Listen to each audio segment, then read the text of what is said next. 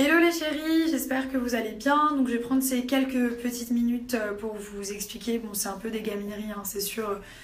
Mais je vais prendre le temps de vous expliquer. Bon, j'ai mis une couronne de fleurs parce qu'il faut un peu dédramatiser, hein, il n'y a rien de grave. Qu'est-ce qui s'est passé avec Capucine? Pas grand chose en fait.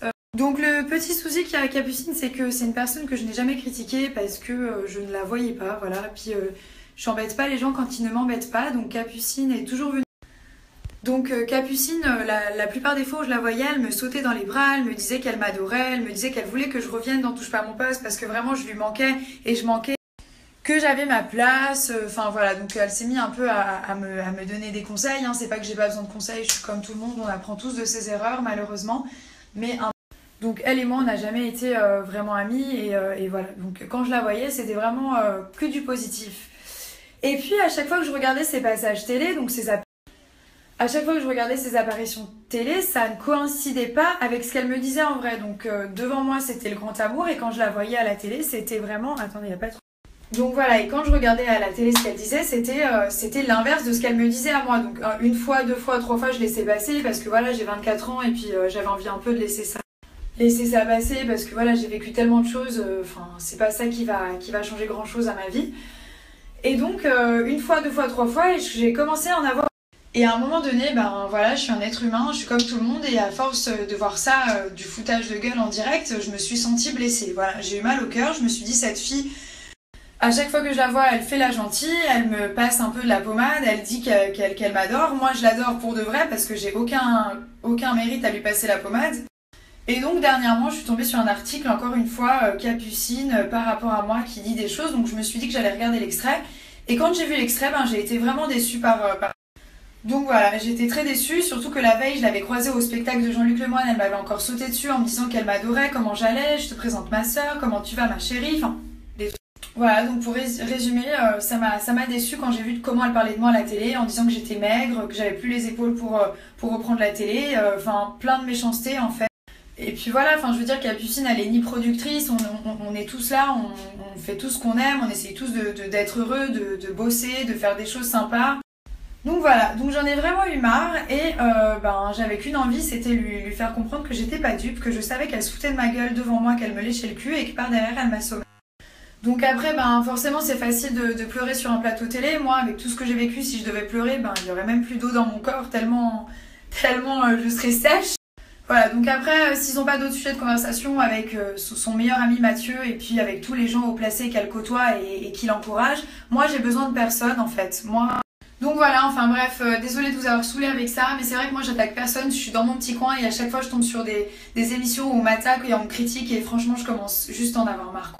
Donc qui continue, je veux dire Delormeau il a 40 ans, il adore m'attaquer, il adore me rabaisser, c'est pas grave, j'ai l'habitude et sur ce, bonne soirée, je vous embrasse tous.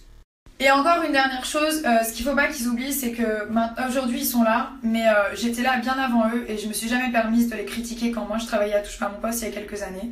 Parce que dans la vie, la roue elle tourne et c'est le karma. Donc quand eux ils travaillaient encore sur le Mad Mag, sur Énergie 12 et que moi j'étais sur Touche pas à mon poste, je prenais personne de haut et j'ai jamais changé. Et ça, voilà, donc quand j'étais en haut ou quand j'étais en bas, j'ai toujours été la même, j'ai jamais changé. Et ça, l'humilité en fait c'est une chose qui devrait assimiler parce que pour l'instant on n'y est pas du tout quoi.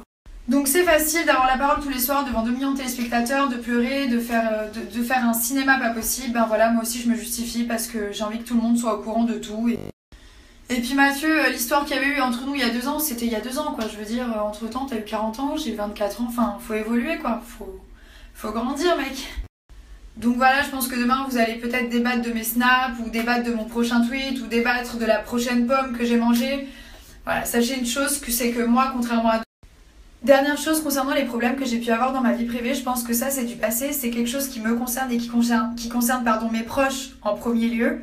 Donc si tu n'as que ça, Mathieu Delormeau, pour m'enterrer, moi je ne sortirai pas tes dossiers parce qu'ils sont bien trop glauques et que je n'ai pas envie de salir l'esprit des gens avec ces saletés.